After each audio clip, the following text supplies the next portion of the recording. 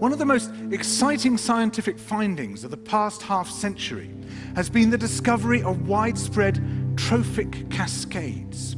A trophic cascade is an ecological process which starts at the top of the food chain and tumbles all the way down to the bottom.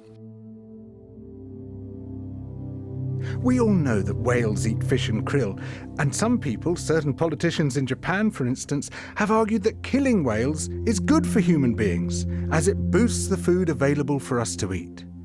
And so you would think. But as the great whales declined, so did the numbers of fish and krill. It seems counterintuitive. Surely their numbers would rise as their major predators disappeared. But it now turns out that whales not only eat these animals, they also keep them alive. In fact, they help to sustain the entire living system of the ocean.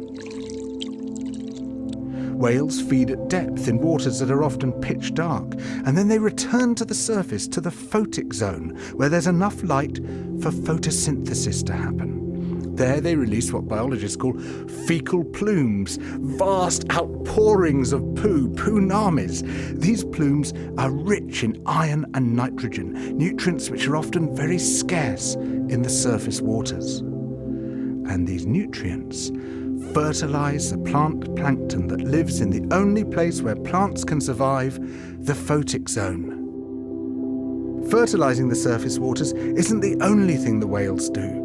By plunging up and down through the water column, they also keep kicking the plankton back up into the photic zone, giving it more time to reproduce before it sinks into the abyss. Even today, though whale populations have been greatly reduced, the vertical mixing of water caused by movements of animals up and down through the column of the oceans is astonishingly roughly the same as the amount of mixing caused by all the world's wind and waves and tides. More plant plankton means more animal plankton, on which the larger creatures then feed. In other words, more whales means more fish and krill. But the story doesn't end here, because plant plankton not only feeds the animals of the sea, it also absorbs carbon dioxide from the atmosphere. When eventually it sinks to the ocean floor, it takes this carbon out of circulation down to a place where it remains for thousands of years. The more whales there are, the more plankton there is. The more plankton there is, the more carbon is drawn out of the air.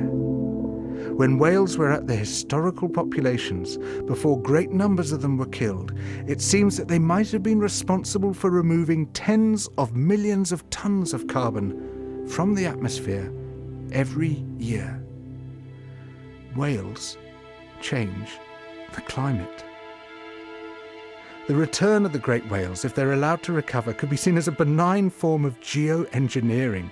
It could undo some of the damage we've done, both to the living systems of the sea and to the atmosphere.